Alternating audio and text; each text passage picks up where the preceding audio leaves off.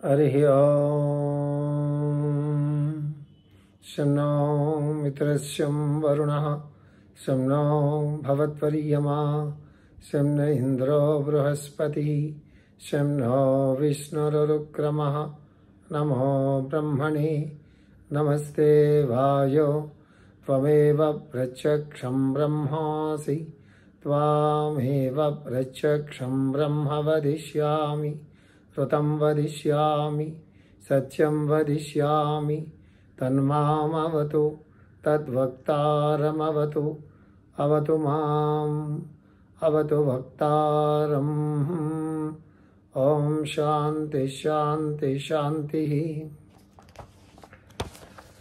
మనం ఇప్పుడు 37వ lesson చెప్పుకుంటున్నాము. 36వ lesson వరకు కూడా మనం ఆల్రెడీ రికార్డింగ్ చేసి పంపించున్నాను. జ్యోతిష్ శాస్త్రంలో గ్లోబ్ని గురించినటువంటి అంటే గోళాన్ని గురించినటువంటి భావన, ఈ గోళం అంటే ఏంటి, ఎలా ఉంటుంది, దాని గురించి మనం చెప్పుకుంటున్నాము. అందులో 7వ భాగంలోకి వెళ్తున్నాం. మన సౌర ధర్మం అంటే ఏంటి, చంద్రధర్మం అంటే ఏంటి, ఈ సౌర చంద్ర ధర్మాలు ప్రతి అణువులో కూడా ఎలా పనిచేస్తూ ఉంటాయి, సూర్యుడిలో ఎలా పనిచేస్తూ ఉంటాయి, భూమి మీద ఎట్లా పనిచేస్తూ ఉంటాయి, చంద్రుడి ద్వారా ఎట్లా పనిచేస్తుంటాయి, సూర్యుడి ద్వారా ఎలా పనిచేస్తుంటాయి, ఇవన్నీ కూడా మనం చెప్పుకున్నాము. అదే నెక్స్ట్ స్టెప్ చెప్తున్నారు మాస్టర్ గారు. ప్రతి పరమాణువులోని మౌలిక సౌర ధర్మం భౌతిక పదార్థం పైన మౌలిక సృజనాత్మక ధర్మంగా పనిచేస్తుంది.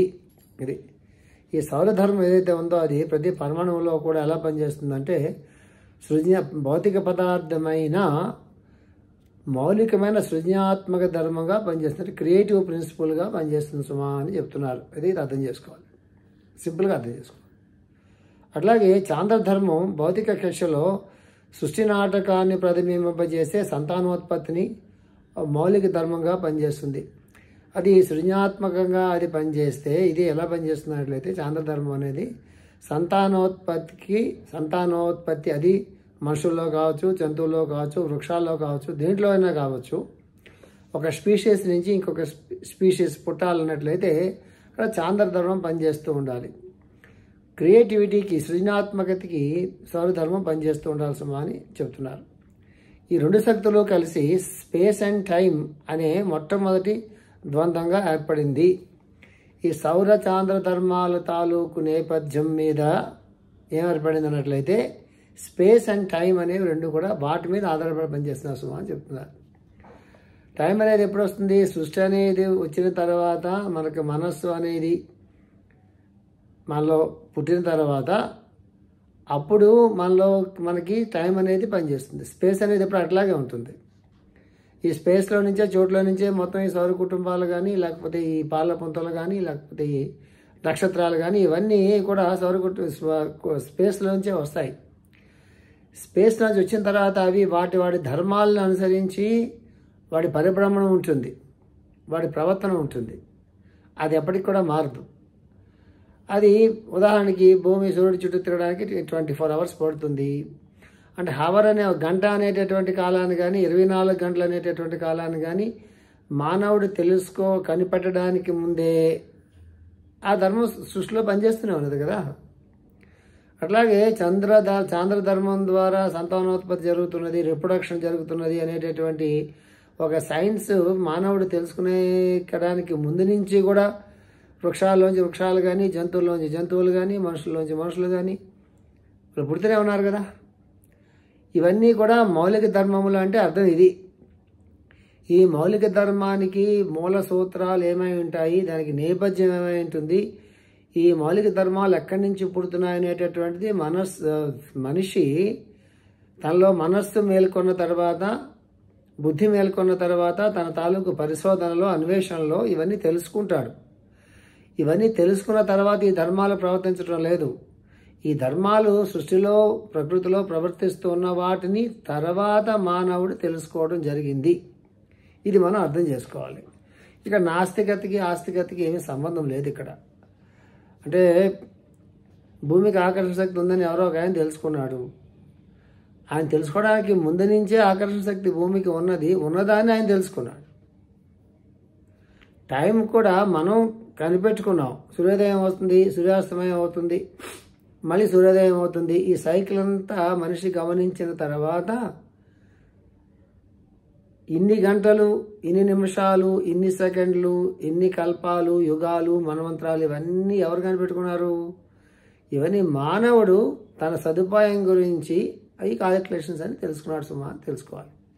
సో బేసిక్గా మనకు అర్థం అవ్వాల్సింది ఏంటి? బేసిక్గా అర్థం కావాల్సింది ఏంటన్నట్లయితే ఈ మౌలిక ధర్మాలు, చాంద్ర ధర్మం కానీ, సౌర ధర్మం కానీ, ప్రకృతి ధర్మాలు కానీ, దేవతలు అనేటటువంటి ధర్మాలు కానీ ఇవన్నీ కూడా మొట్టమొదటి నుంచి కూడా సృష్టి ప్రారంభం నుంచి కూడా పనిచేస్తూ ఉన్నాయి. కాబట్టి ఈ సృష్టి స్థితి అనేటటువంటి ఒక స్థితిలో ఉన్నదని మనం అర్థం చేసుకుంటే సరిపోతుంది. స్పేస్ అనేది ఉన్నది ఎప్పుడు, అందులోంచి టైం అనేది మనం తెలుసుకున్నాం. ప్రతి సౌర కుటుంబంలోనూ సౌర మౌలిక ధర్మం సూర్యుని ద్వారా, చాంద్ర మౌలిక ధర్మం చంద్రుని ద్వారా పనిచేస్తుంది. ప్రతి సౌర కుటుంబంలోన ఎక్కడైనా సరే సూర్యుడి ద్వారా సౌర ధర్మం పనిచేస్తుంటుంది, చంద్రుడి ద్వారా చాంద్ర ధర్మం పనిచేస్తుంది. Creative principle and reflection principle ఈ రెండు కూడా ఈ రెండు గ్రహాల ద్వారా పనిచేస్తుంటాయనేది మీరు అర్థం చేసుకోవాలి. ఈ రెండు ఆ ధర్మాలు కాదు, ఆ ధర్మాలు అనేవి మూలంగా ఉన్నాయి. మొట్టమొదటి సౌర ధర్మం, చాంద్ర ధర్మం అనేవి ఉన్నాయి. రెండు ప్రిన్సిపల్స్ ఉన్నాయి స్పేస్లో, సృష్టి క్రియేషన్లో. అవి ఎలా పనిచేయాలి? సూర్యుడి ద్వారా సౌర ధర్మం పనిచేస్తుంటుంది, సోలార్ ప్రిన్సిపల్ పనిచేస్తుంటుంది. చంద్రుడి ద్వారా లోనార్ ప్రిన్సిపల్ అనేది పనిచేస్తూ ఉంటుంది సుమా అని తెలుసుకోవాలి. అంటే చంద్రుడు వేరు, లోనార్ ప్రిన్సిపల్ వేరు, సూర్యుడు వేరు, సోలార్ ప్రిన్సిపల్ వేరు. కానీ సోలార్ ప్రిన్సిపల్ సూర్యుడి ద్వారా మాత్రమే పనిచేస్తుంటుంది. లోనార్ ప్రిన్సిపల్ చంద్రుడి ద్వారా పనిచేస్తూ ఉంటుంది. చంద్రుడు, సూర్యుడు పుట్టక ముందు నుంచి కూడా ఈ సోలార్ లోనార్ ప్రిన్సిపల్స్ అనేటటువంటి సృష్టిలో ఉంటాయి సుమా అని తెలుసుకుంటే సరిపోతుంది మనకి. అది చాలా ఇంపార్టెంట్. మూర్తిమత్వపు స్థాయి అంటే పర్సనాలిటీ లెవెల్ వరకు జీవించే మా జీవుల్లో మాత్రమే ఇది సత్యంగా వర్తిస్తుంది. ఆత్మస్థాయిలో గురుడు సౌరధర్మమునకు, శుక్రుడు చాంద్రధర్మమునకు నిర్వహిస్తాయి. సంపూర్ణమైన ఆధ్యాత్మిక స్థాయిలో వరుణుడు సూర్యునిగాను, ఇంద్రుడు చంద్రునిగాను పనిచేస్తారు. ఇది మామూలు ప్రిడిక్టివ్ అస్ట్రాలజీలో కానీ మిగతా అస్ట్రాలజీలో బాగా ఆ పార్ట్లో ఇది కనిపించదు. అంటే పర్సనాలిటీ లెవెల్లో అంటే మన తాలూకు పరిణామ క్రమంలో మనం పర్సనాలిటీ లెవెల్లో పనిచేస్తున్నంత వరకు మాత్రమే మన సూర్యుడు మనకి సౌరధర్మంగాను, మన చంద్రుడు మన చాంద్రధర్మంగాను పనిచేస్తాడు. పర్సనాలిటీ లెవెల్ అంటే మనం ఒక స్థాయి దాటి ముందుకు ఆలోచిస్తే మనం అర్థం చేసుకోవాల్సింది ఏంటి తెలుసా? వ్యక్తులకే కాదు, ఈ పర్సనాలిటీ లెవెల్ అనేటటువంటిది, ఇండివిజువల్ లెవెల్ అనేటటువంటిది మన పరిభాషలో కాకపోయినా ఆ గ్రహాల పరిభాషలో కూడా అవి పనిచేస్తూ ఉంటాయి. ఇది ఎప్పుడన్నా మన సందర్భాన్ని బట్టి అప్పుడు చెప్పుకుంటే మీకు బాగా అర్థమవుతుంది. సో నేను ఆ లోతుల్లోకి వెళ్ళటం లేదు, ఒక విషయం అర్థం చేసుకోండి సరిపోతుంది. అంటే ఏదైతే మనలో ఉండేటటువంటి 7 కోశాలు 7 లోకాలు అని అనుకుంటున్నామో ఇవన్నీ కూడా ఇది మనలోకి వచ్చినాయి అంటే మనకన్నా ముందు ఎక్కడో ఉండాలి. ఎక్కడ ఉంటాయంటే ఎక్కడ ఉంటాయి? సృష్టిలోనే ఉంటాయి. సృష్టిలోకి దిగిరాందే ఏది కూడా మనలోకి దిగిరాదు. మనలో ఉన్నది అంతా కూడా సృష్టి మొత్తంలో ఉంటుంది సుమా అని మనం గుర్తుపెట్టుకోవాలి. సో ఏమవుతున్నారంటే ఈ పర్సనాలిటీ లెవెల్ దాటిన తర్వాత ఏమవుతుందన్నట్లయితే సూర్యుడి తాలూకు స్థానాన్ని గురుడు తీసుకుంటాడు. అంటే సౌరధర్మం గురుడు ద్వారా వర్తిస్తుంది. చాంద్రధర్మం చంద్రుడికి బదులుగా శుక్రుడి ద్వారా వర్తిస్తుంది. ఇది అంటే గురు శుక్రులు ఇద్దరిని మీరు చూసినట్లయితే బృహస్పతి గురువు తాలూకు ధర్మాన్ని ఆయన తీసుకుంటాడు. సో అంచేత ఒక స్థాయి వరకు సూర్యుడు చంద్రుడు నెక్స్ట్ లెవెల్కి వెళ్ళేటప్పటికల్లా గురుడు శుక్రుడు సౌర చంద్ర ధర్మాలు తీసుకుంటారు. నెక్స్ట్ స్థాయికి వెళ్ళేటప్పటికల్లా వరుణుడు అంటే యురేనస్ సూర్యుడి తాలూకు స్థానాన్ని సౌరధర్మంగా వర్తింపజేస్తాడు. ఇంద్రుడు నెప్ట్యూన్ చంద్రధర్మాన్ని తన ద్వారా వర్తింపజేస్తాడు. ఇది 3 స్థాయిలు: సూర్యుడు, గురుడు, వరుణుడు, చంద్రుడు, శుక్రుడు, ఇంద్రుడు. ఇది 37వ లెసన్ తాలూకు. ఇది ఇక 38వ లెసన్ చెప్తున్నారు మాస్టర్ గారు. రాశి చక్రమునకు జీవుల సమూహము అని అర్థము. అది ఈ రాశి చక్రానికి జీవుల సమూహం అంటే అర్థం ఏంటి? జీవులు అంటే మానవులని అనుకుంటే మనకి అర్థం పూర్తిగా అర్థం కాదు. ఈ రాశి చక్రం ఏదైతే ఉందో రాశి చక్రం అంటే సూర్యుడు చుట్టూ తిరుగుతున్నప్పుడు ఒక బెల్ట్ లాగా అనుకుంటున్నప్పుడు, భూమి చూస్తున్నప్పుడు ఒక బెల్ట్ లాగా ఆకాశంలో మనం అనుకుంటున్నప్పుడు ఆ రాశిచక్రం, నా చక్రాన్ని 12 భాగాలుగా విభజించారు, దాన్ని 12 రాసులుగా అనుకున్నారు కదా. ఇదంతా ఏంటంటే జీవుల సమూహంగా అర్థం చేసుకున్నట్ట. ఇది ఒక స్టేట్మెంట్. ఆ స్టేట్మెంట్గా మనం గుర్తుపెట్టుకోవాలి. సూర్యుని చుట్టూ భూమి పయనించు మార్గమును ద్రష్టలు అధ్యయనము చేసి దాని లక్షణములను రాశుల యొక్క ఆకృత రూపంలోను, సంకేతాల రూపంలోను, కథల రూపంలోను, రంగుల రూపంలోను, సంఖ్యల రూపంలోను సమాహార పరిచారు. అది అంటే సూర్యుని చుట్టూ భూమి తిరిగేటటువంటి ఆ పయనించేటటువంటి ఆ మార్గం ఏదైతే ఉందో దాన్ని కొన్ని రాశులుగా విభజించుకొని ఏం చేసేట అంటే దాని లక్షణాలన్నింటినీ కూడా కొన్ని ఆకృతుల రూపంలో, అంటే కొన్ని సింబల్స్ తాలూకు రూపంలో, తర్వాత సంకేతాలు అంటే సింబాలిజం, ఆకృతి అంటే ఆకారాల రూపంలో, సంకేతాలు అంటే సింబల్స్ రూపంలో, కథల రూపంలో, కొన్ని కథలు పురాణాల్లో చాలా కథలు ఉంటాయి, ఆ కథల రూపంలో, రంగుల రూపంలో, ఒక్కొక్కదానికి ఒక రంగుని వాళ్ళు దానికి అలాట్ చేసి పెట్టుకున్నారు, సంఖ్య దానికి ఒక సంఖ్య అని చేసి పెట్టుకున్నారు, ఇవన్నిటినీ ఏర్పాటు చేసి పెట్టుకున్నారు. లేదా ఆకాశంలో మనం ఊహించేటటువంటి ఒక వలయం, ఒక చక్రం కాకపోతే దాన్ని గుర్తుపెట్టడానికి ఏనాడు కావాలి కదా. ఆకాశంలో మీరు గీతలు గీయలేరు కదా. భూమధ్య రేఖని మీరు ఆకాశంలో గీయలేరు, క్రాంతి చక్రాన్ని ఆకాశంలో మీరు గీయలేరు, రాశి చక్రాన్ని ఆకాశంలో మరి గీయలేరు. కానీ అప్పుడు ఎలాగా రాశులను గుర్తుపెట్టుకోవాలి అంటే, ఇప్పుడంటే మనం టెలిస్కోప్లు అవన్నీ వచ్చిన తర్వాత అందులో చూడడానికి అవకాశం ఉంటుంది. కానీ ఆ రోజుల్లో అంటే కొన్ని వేల సంవత్సరాలకి ముందే మన ఋషులు ఈ నక్షత్ర గమనాలను కానీ, లేకపోతే అయినాలను కానీ, లేకపోతే ఈ చంద్రుడు నవగ్రహాల గమనాలను కానీ చాలా పేషెంట్తో ఇప్పటికి కూడా ఆ క్యాలిక్యులేషన్స్ కదా ఇప్పటికి కూడా మనం ఫాలో అవుతుంటాము. కొత్తగా చేసే క్యాలిక్యులేషన్స్ మారినాయా, అమావాస్యలు మారినాయా, పౌర్ణములు మారినాయా, తిథులు మారినాయా, పక్షములు అయినములు మారినాయి, ఏం మారలేదు కదా. సో అవన్నీ గుర్తుపెట్టుకోవడానికి వీళ్ళు ఏం చేశారన్నట్లయితే కొన్ని ఆకృతుల్ని, కొన్ని ఆకారాలని, కొన్ని సింబల్స్ని, ఆకారాలంటే ఇప్పుడు మేషానికి గొర్రె ఇండియాలో మన సింబల్గా ఉపయోగిస్తాం. అదే ఇలాగ ఒక వి షేప్లో వెస్టర్న్స్ అక్కడ ఆ నక్షత్ర ఏ తారకల గుంపు అయితే ఉంటుందో ఈ రాశి చక్రానికి, ఈ రాశికి ఆపోజిట్లో అన్నింటినీ కూడా ఆ తారకలన్నింటినీ కూడా కలిపితే ఒక గుర్తు వస్తుంది. దాని ఒక మేషం గుర్తుగా. వృషభానికి ఎద్దు, అదే వెస్టర్న్ ఆస్ట్రాలజీలో నాకు ఒక సింబల్ ఉంటుంది. లేకపోతే మనకి వృచ్చికానికి ఒక తేలు, కొండే గుర్తుగా పెట్టుకుంటాం ఇండియన్ ఆస్ట్రాలజీలో. అదే వెస్టర్న్ ఆస్ట్రాలజీలో అయినట్లయితే నాకు ఒక సింబల్ ఏర్పాటు చేస్తారు. వెస్టర్న్ ఆస్ట్రాలజీలో సింబల్స్ని ఎక్స్ప్లెయిన్ చేయడం కన్నా కూడా ఇండియన్ ఆస్ట్రాలజీలో మన భారతీయులు ఫాలో అయ్యేటటువంటి ఏ ఆకృతులు, ఏ ఆకారాలు అయితే ఏ సింబల్ ఏ రాసులకు ఇచ్చారో దాని మీద మనకి పురాణాల్లో చాలా కథలు ఉంటాయి. అంతేకాదు పురాణాల్లో కథలు ఉండటం మాత్రమే కాకుండా పురాణాల వెనక సాంకేతికమైనటువంటి అర్థాలని కూడా మా ఋషులు దాని మీద ఇంపోజ్ చేసి పెట్టారు. సో ఒక్కొక్క ఆకారానికి, ఒక్కొక్క ఆకృతికి, ఒక్కొక్క స్వరూపానికి, రాశులకి వెనుక ఒక పెద్ద కథ ఉంటుంది. అది అర్థం చేసుకుంటే ఆ రాశి స్వభావాన్ని అర్థం చేసుకోవడానికి అవకాశం ఉంటుంది. మన వరకు, మన జాతకాల వరకు తీసుకున్నట్లయితే. అదే పురాణాల్లోకి వెళ్ళినట్లయితే, సృష్టి క్రమంలోకి వెళ్ళినట్లయితే, సృష్టి ధర్మాల్లోకి వెళ్ళినట్లయితే ఆ కథ వెనక ఏదో ఒక పెద్ద స్టోరీ ఉంటుంది. పైకేమో కథలాగా ఉంటుంది, వెనకేమో అంతరార్థంతో ఉన్నటువంటి చాలా పెద్ద స్టోరీ ఉంటుంది. అవన్నీ కూడా మాస్టర్ గారు లాంటి వాళ్ళు, మహానుభావులు అవన్నీ కూడా అన్లాక్ చేసి, అంటే ఆ తాళం చెవి విప్పి దాంట్లో అంతరార్థాన్ని వాళ్ళు మనకి బోధించడం అనేది జరిగింది అని చెప్పారు ఇక్కడ. రాశి చక్రంలోని రాశులకు ఆపాదించబడిన వివిధ ప్రాణులు 12 మహా సమూహాలకు చెందినవే కానీ 12 ప్రత్యేకమైన అంశాలకి సంబంధించినవి కాదు. ఈ స్టేట్మెంట్ చాలా ఇంపార్టెంట్ అండి. మళ్ళీ చదువుతాను. రాశి చక్రంలోని రాశులకు ఆపాదించబడిన వివిధ ప్రాణులు 12 సమూహాలకు చెందినవే కానీ రాశులకు ఆపాదించబడిన వివిధ 12 ప్రత్యేకమైన అంశాలకు సంబంధించినవి కాదు. అంటే ఏ ఆకృతి అని చెప్పే కదా, మేషానికి మేషం, వృషభానికి ఎద్దు, లేకపోతే మిథునానికి 2 భార్యాభర్తలు, స్త్రీ పురుషులు, కర్కాటానికి ఒక సింబల్, ఇలా సింహానికి సింహము,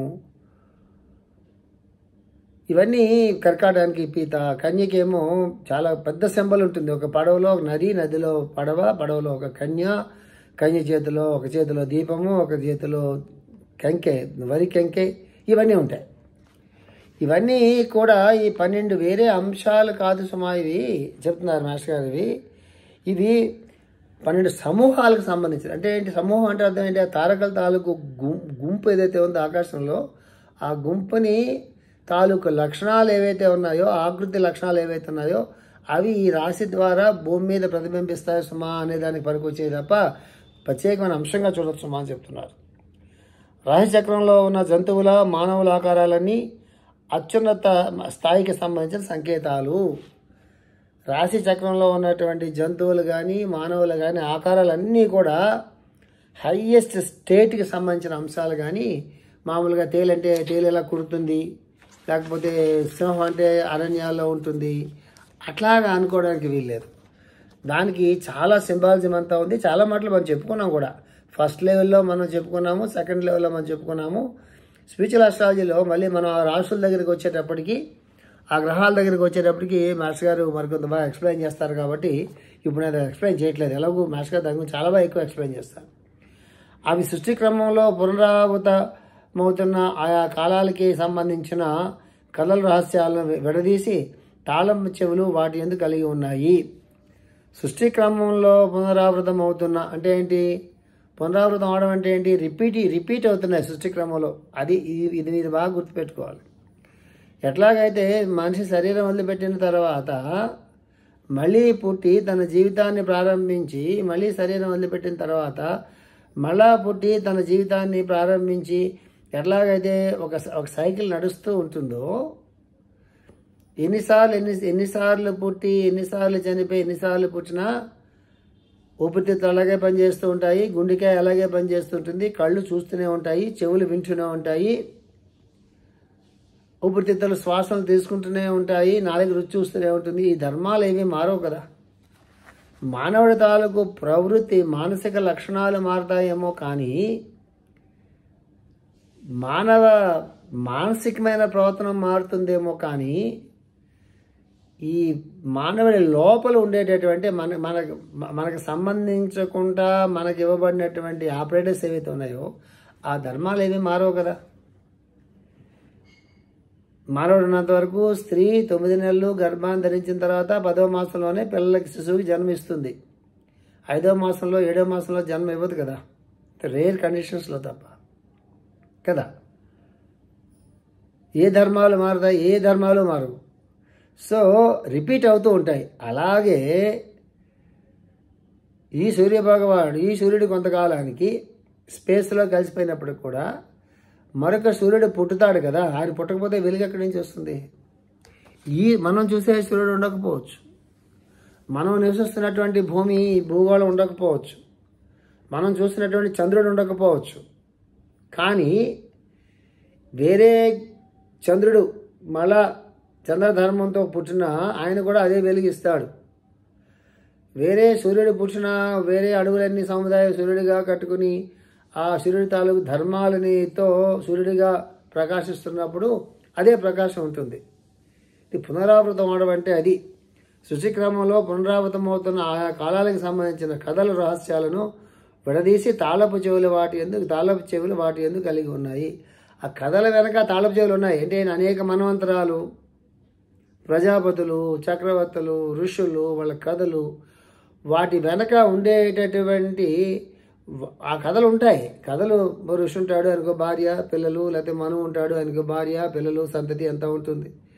ఇవన్నీ ఉంటాయి. ఇవన్నీ పై కనిపిస్తూ ఉంటాయి. కానీ ఇట్లాంటి బ్యాక్గ్రౌండ్లో రాసినటువంటి కథలు ఏవైతే ఉన్నాయో వాటి వెనక అనేక కల్పాల, అనేక యుగాల, మన్వంతరాల కథలు కూడా వెనుకుంటాయి సుమా అని అట్లాంటి తాళపు చెవులు ఇప్పినటువంటి ఆవిడ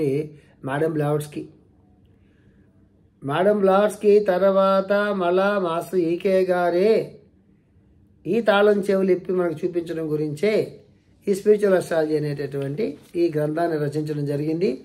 స్పిరిచువల్ అస్ట్రాలజీ ఎందుకు చెప్పుకుంటున్నాం అంటే మొట్టమొదటి రాశారు పుస్తకం స్పిరిచువల్ అస్ట్రాలజీ మాస్టర్ గారు. అంటే ఒక రకంగా చెప్పాలంటే మాస్టర్ గారు రాసినటువంటి అర్పణ, రాసలీల లాంటి 1-2-3 పుస్తకాలు తప్పించి పక్కన పెడితే ప్రధానంగా ఆయన మొట్టమొదటి రాసిన పుస్తకం ఏంటన్నట్లయితే స్పిరిచువల్ అస్ట్రాలజీనే. 65లో ఎప్పుడో రాశారు మాస్టర్ గారి పుస్తకాన్ని. ఆల్బర్ట్ ససి గారి తాలూకు కోరికతో మాస్టర్ గారు డిక్టేట్ చేశారు కంటిన్యూస్గా ఈ పుస్తకాన్ని. డిక్టేట్ చేస్తే దాన్ని తర్వాత ప్రింట్ చేశారు. అందులో ఆ తాళపు చెవులన్నీ ఇప్పారు మాస్టర్ గారు. అది ఈ పుస్తకంలో ఉండేటటువంటి గొప్పతనం. నిజంగా మన అదృష్టవంతులు ఈ పుస్తకం గురించి మనం చెప్పుకుంటున్నాం అంటే. అంతా ఎలాగో మనం చెప్పుకోలేము, ఆయన ఎంత అనుగ్రహిస్తారో అంతవరకు మనం చెప్పుకోవడం కుదురుతుంది. ఉదాహరణకి భూమి మీద నుండి చూస్తే ఆకాశంలో తారకల సమూహాలన్నీ వివిధ ఆకారాల్లో కనిపిస్తాయి. నా ఎగ్జాంపుల్ చెప్తున్నారు. భూమి నుంచి చూస్తే ఆకాశంలో తారకల సముదాయాలన్నీ కూడా అనేక ఆకారాల్లో కనిపిస్తూ ఉంటాయి. ఆ ఆకారాలు భూమి యొక్క మనస్సుకి భావరూపాలుగా ఉంటాయి. ఇది ఇది ఇది చాలా బాగా అర్థం చేసుకోవాలి. ఇది ఏంటంటే ఈ ఆకారాలు ఆకాశంలో మనం చూసాము. నక్షత్రాలని పిలుస్తాం వాటిని. మన నక్షత్రాలు వాటిని పిలవకూడదు. నక్షత్రాలు 27. చాలా మాటలు మనం చెప్పుకున్నాం. 27 నక్షత్రాలు ఎలా ఏర్పడతాయంటే చంద్రుడు భూమి చుట్టూ తిరుగుతున్నప్పుడు ఏర్పడేటటువంటి ఆ వలయం ఏదైతే ఉన్నదో, ఆ సర్కిల్ ఏదైతే ఉందో దాన్ని 27 భాగాలుగా విభజిస్తే ఒక్కొక్క భాగాన్ని 27 నక్షత్రాలుగా, ఒక్కొక్క భాగం ఒక నక్షత్రం కానీ 27 నక్షత్రాలుగా మనం చెప్పుకుంటాము. ఒకసారి మీరు జ్యోతిష ప్రకాశంలో మాస్టర్ గారు ఒక 10 పేజీల ఇంట్రడక్షన్ రాశారు. అందులో రాసులు అంటే ఏంటి, నక్షత్రాలు అంటే ఏంటి, దిక్చక్రం అంటే ఏంటి, తర్వాత క్రాంతి చక్రం అంటే ఏంటి, భ్రాంతి చక్రం అంటే ఏంటి, ఇవన్నీ చాలా బాగా ఎక్స్ప్లెయిన్ చేశారు మాస్టర్. ఒకసారి మళ్ళీ చదువుకోండి. సో అలా కనిపిస్తున్నాయి కదా, ఆకారాలు కనిపిస్తాయి కదా. ఈ ఆకారాలు ఏంటన్నట్లయితే భూమి యొక్క మనస్సుకి భావరూపాలుగా ఉంటాయి. అంటే మనిషి యొక్క థాట్ ఫామ్స్గా ఉంటాయంటే అక్కడ ఏంటిది విచిత్రంగా ఉంది. ఇది అంటే అవి పుట్టిన తర్వాత కదా, భూగోళం పుట్టిన తర్వాత కదా ఎప్పటికో మనం పుట్టాము. ఎప్పటికో పుట్టిన తర్వాత కూడా మన మనస్సు అనేటటువంటిది మేల్కాంచి ఒకసారి ప్రకృతిలోకి తొంగి చూసి, భూగోళం మీదకి చూసి, ప్రకృతి ధర్మాలను అర్థం చేసుకుని, తర్వాత ఆకాశంలోకి చూసి, సూర్యాస్తమయాన్ని చూసి, చంద్రుని చూసి, వెన్నెలు చూసి, చీకటిని చూసి, ఋతువులను చూసి, వాటికి పేర్లు పెట్టుకుని మనం అట్లాంటి ఇప్పుడు మన తాలూకు భావనలు ఏంటి, ఆ ఆకారాలన్నీ కూడా మన తాలూకు భావనలు ఏంటి, మన తాలూకు థాట్ ఫామ్స్ ఏంటి, ఇలాంటి క్వశ్చన్స్ మళ్ళీ వస్తే సమాధానాలు క్రమక్రమంగా మనకు దొరుకుతాయి. వాటి చెప్తున్నారు ఇక్కడ. భూమి మీద ఉన్న పరమాణువులు థాట్ ఫామ్స్ అంటే అదే అంటే మనిషి థాట్ ఫామ్ అంటే మనిషి తాలూకు ఆలోచన ఏదైతే ఉందో ఆలోచన ప్రకారంగా కనిపిస్తుంటాయి అని చెప్తారు. థాట్ ఫామ్స్ అంటే చాలా బేసిక్ ఎక్స్ప్లెనేషన్ ఇచ్చాను మీకు నేను. తర్వాత చాలా ఎక్స్ప్లెనేషన్ ఉంటుంది. ముందుకి వెళ్ళే కొద్దీ, లోతులకు వెళ్ళే కొద్దీ తెలుస్తుంది మనకి. భూమి మీద ఉన్న పరమాణువులు ఖనిజ, వృక్ష, జంతు, మానవ, దేవ కక్షల్లో పరిణామం చెందే క్రమంలో ఈ రూపాలన్నింటిలో నుండి పయనిస్తాయి. ఇది భూమి తిరుగుతుంది, తన చుట్టూ తాను తిరుగుతున్నది. భూమి సూర్యుని చుట్టూ తిరుగుతున్నది. చంద్రుడు భూమి చుట్టూ తిరుగుతున్నాడు కదా. ఈ సూర్యుడు ఇంకా మిగతా తనకన్నా పెద్దన్న సూర్యుడి పక్క తిరుగుతూ ఉంటాడు. జగత్ అంతా, ఈ సృష్టి అంతా అలా అలా అలా అలా తిరుగుతూ ఒక చుట్టూ తిరుగుతూ నెమ్మదిగా, స్పీడ్ అనేది మారుతుంది కానీ నెమ్మదిగా అలా తిరుగుతూనే ఉంటాయి. అసలు మనం చిన్నప్పుడు చేతికి మన ఏదైనా ఒక తాడుకి, ఒక దారానికి మనం రాయి కట్టి గిర్రని తిప్పామనుకోండి, అది ఎంత స్పీడ్లో ఉంటుందో అంత గట్టిగా మనం తగులుతుంది కదా. అంటే మన చేతికి కట్టిన చిన్న తాడుతో ఉన్నటువంటి తాడే ఆ రాయి తిరిగితేనే ఇంత ఆ స్పీడ్లో ఒక ఎనర్జీని, ఒక శక్తిని పోగేసుకుని తగిలితే బుర్ర పగిలే ఎంత తగులుతుంది కదా. ఇంత భూమి 24 గంటల్లో తన చుట్టూ తాను తిరుగుతూ సూర్యుని చుట్టూ తిరుగుతున్నప్పుడు ఆ చోట్లోని అణువులన్నీ ఏదైతే ఆటమ్స్ అణువులు ఏవైతే ఉంటాయో వాటితో పాటు లాగా తిరుగుతున్నప్పుడు ఎంత శక్తి పుడుతుంది, ఎంత ఎలక్ట్రిక్ మ్యాగ్నెటిక్ ఫోర్సెస్ ఎన్ని పుడతాయి. ఎన్ని పుడతాయో మనకు తెలియదు కదా.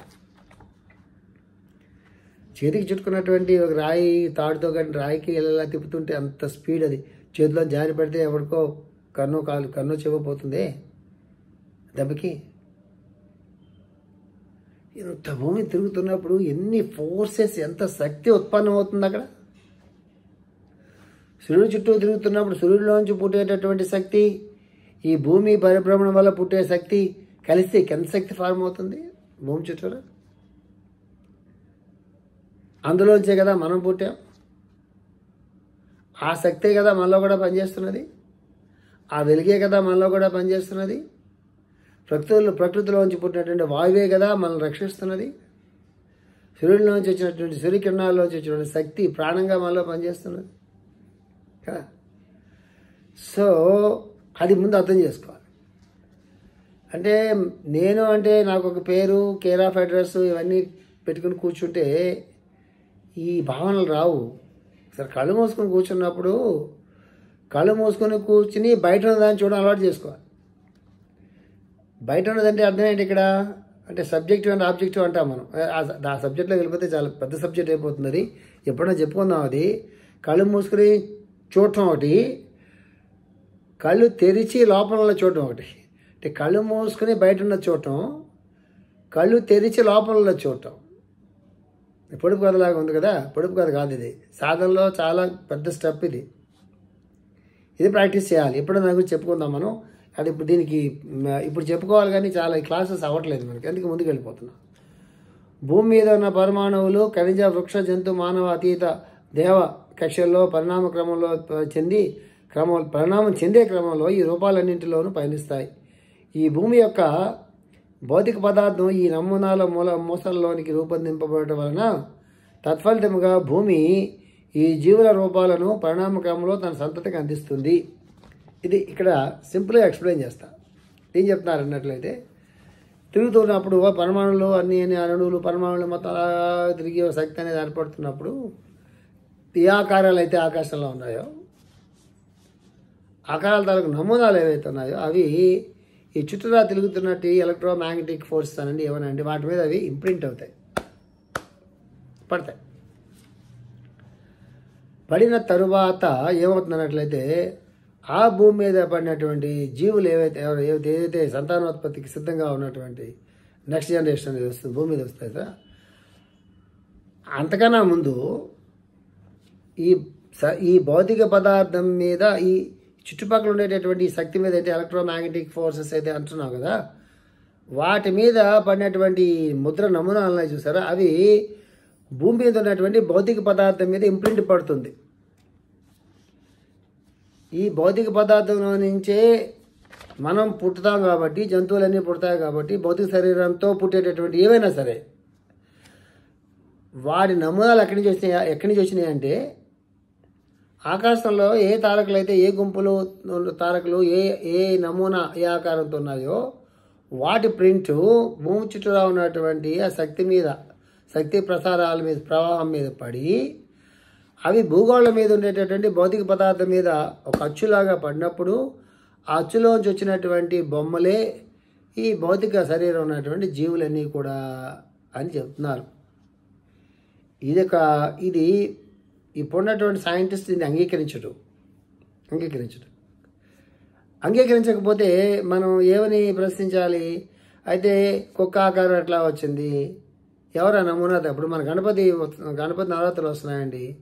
గణపతి బొమ్మ కావాలంటే గణపతి అచ్చు కావాలి కదా, గణపతి అచ్చు ఒకళ్ళు తయారు చేయాలి కదా. గణపతి అచ్చు తయారు చేసిన తర్వాత అందులో మట్టి ముద్ద పెడితే ఎన్ని వందల వేల లక్షల మట్టి ముద్దలు పెట్టినా ఆ గణపతి ఆకారాలుగానే బయటకు వస్తాయి. మరి ఇంకొక ఆకారం పెడితే ఆకారంగా బయటకు వస్తాయి. ముందు ఒక ఆకారం కావాలి కదా, మొట్టమొదటి ఒక ఆకారం కావాలి కదా. మొట్టమొదటి ఏనుగు ఆకారం ఎట్లా వచ్చింది, మొట్టమొదటి గుర్రం ఆకారం ఎట్లా వచ్చింది, మొట్టమొదటి మానవ ఆకారం ఎట్లా వచ్చింది, మరి మానవుడు కోతిలోంచి పుట్టాడు, కోతి ఆకారం ఎట్లా వచ్చింది, కోతికి దేంట్లోంచో పరిణామం చెంది పుట్టింది, ఆ ఆకారం ఎట్లా వచ్చింది, అది ఎట్లాగా పరిణామం చెందింది, ఆ ఆకారం ఎట్లా వచ్చింది. సో మొట్టమొదటి ఆకారం ఎట్లా వచ్చింది అంటే దానికి ఇప్పుడు సైన్స్ ఏమీ సమాధానం చెప్పలేదు.